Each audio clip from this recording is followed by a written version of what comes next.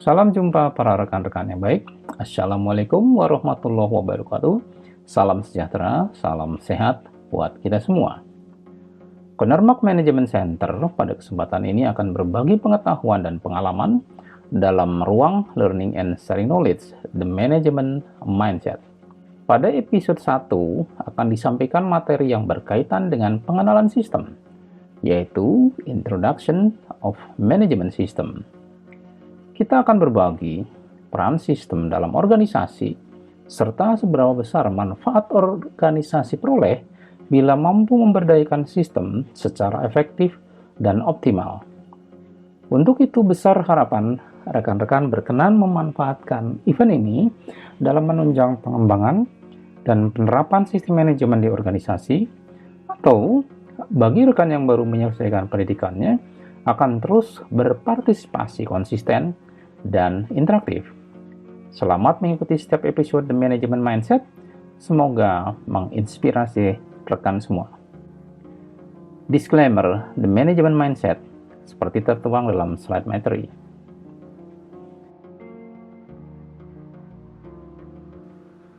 The System. Pelajaran pertama kita adalah The Power of System. Sistem merupakan hubungan antar elemen atau interaksi antar elemen menurut ISO 9001. Namun dalam suatu organisasi, sistem bisa juga merupakan interaksi antara sumber daya dengan standar KMC Best Practice. Pada ilustrasi digambarkan interaksi antara input, proses, output. Pada suatu organisasi, keberhasilan suatu proses tergantung pada seberapa besar kemampuan organisasi dalam upaya memberdayakan resources atau sumber daya, baik itu sumber daya manusia, teknologi, infrastruktur, fasilitas, bahan pendukung, utilitas, ataupun kemampuan memberdayakan standar operasional yang efektif. Standar merupakan framework atau koridor dalam merealisasikan produk atau service pada suatu organisasi. Standar ini berisi persyaratan yang tertuang dalam suatu dokumen perusahaan. Persyaratan atau requirement yang digunakan dalam suatu organisasi diantaranya adalah standar mutu, keselamatan dan kesehatan kerja, lingkungan, energi, keamanan, social responsibility, kontinuitas bisnis, dan lainnya.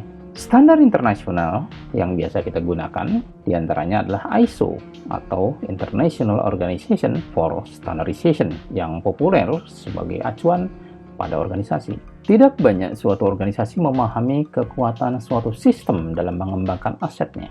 Tujuan suatu organisasi dalam menjalankan operasionalnya adalah bagaimana memastikan keuntungan-keuntungan dari pengembangan aset ini sendiri. Keuntungan finansial yang bertambah, infrastruktur, dan fasilitas yang meningkat sejalan dengan kapasitas produksi yang terus bergerak naik dan pertumbuhan aset lainnya.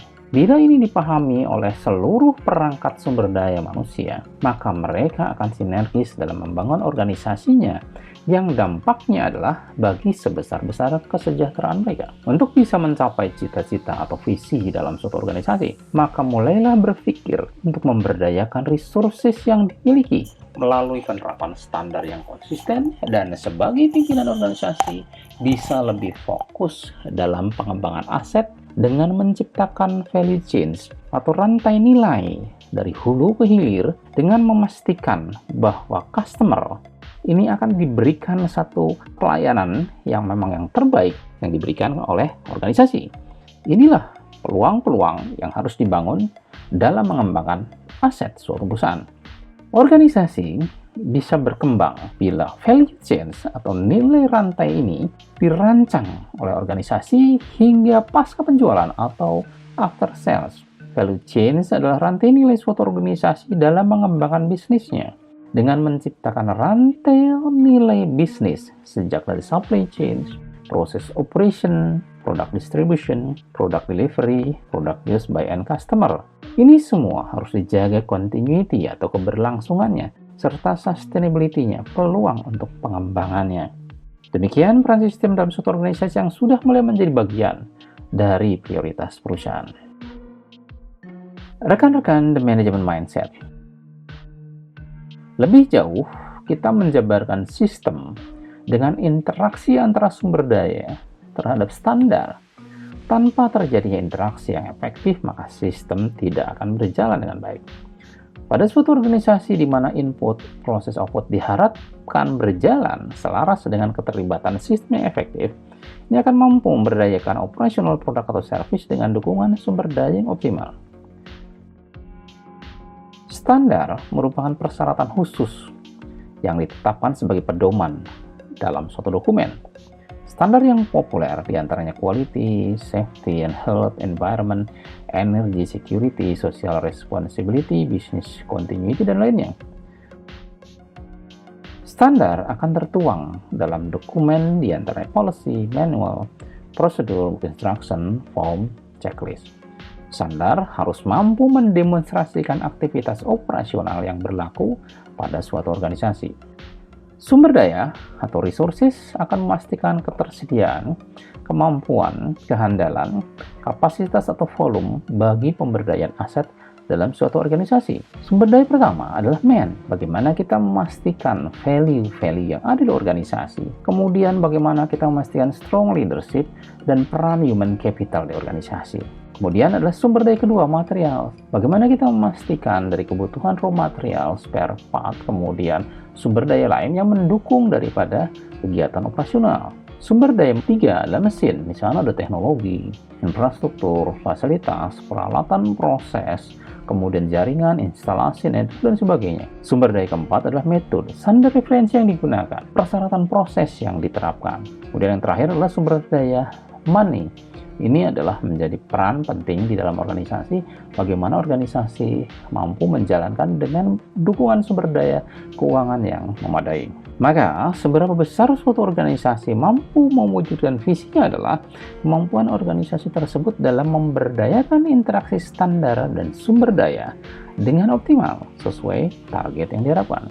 Diperlukan komitmen dan strong leadership untuk memastikan roda organisasi berjalan selaras dengan arah dan strategi yang jitu. Rekan-rekan The Management Mindset, proses-proses manajemen dalam organisasi akan beroperasi dengan dukungan sumber daya yang optimal. Peran ini di masa yang akan datang akan bertransformasi menjadi full automatic dengan teknologi. Tuntutan era Industri 4.0 merubah cara berpikir pelaku bisnis untuk memberdayakan teknologi yang semakin besar dengan mengambil alih peran sumber daya manusia dalam menghasilkan produk yang diharapkan pihak-pihak berkepentingan.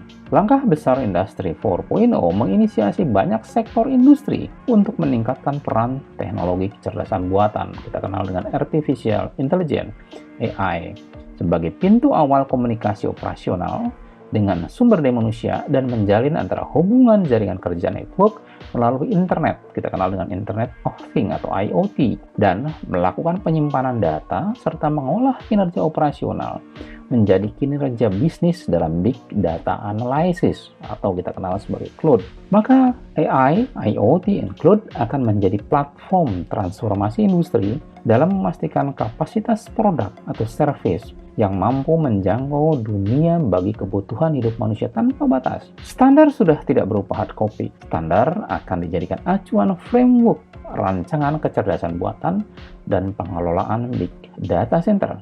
Maka segera pahami konsep dasar sistem yang akan berkontribusi pada output produk atau service suatu organisasi, sehingga kita mampu meningkatkan value bagi perkembangan aset perusahaan secara berkelanjutan. Suatu sistem yang efektif memberikan keuntungan yang besar bagi organisasi berupa pertumbuhan aset seperti yang diharapkan. Aset mencakup aset-aset berwujud maupun tidak berwujud atau tangible and intangible asset. Di antaranya adalah human capital, property, infrastruktur, fasilitas, pabrik, factory, hasil desain, produk paten, benda bergerak, benda tidak bergerak, biasa tanah, bangunan, dan sebagainya, serta keuangan. Metamorphosis system pertama adalah bagaimana kita memastikan resources atau sumber daya sebagai aset organisasi dengan standar yang tepat sebagai persyaratan operasional produk atau service dan akan menghasilkan interaksi efektif dengan memberdayakan sumber daya melalui standar. Metamorfosis yang kedua adalah bagaimana efektivitas interaksi sumber daya dan standar dengan excellent leadership akan menghasilkan pertumbuhan aset yang luar biasa melalui sistem yang handal. Maka kesimpulannya bahwa Effective system sama dengan asset growth sama dengan organization profit. This is the management mindset, the powerful of effective system. Thank you.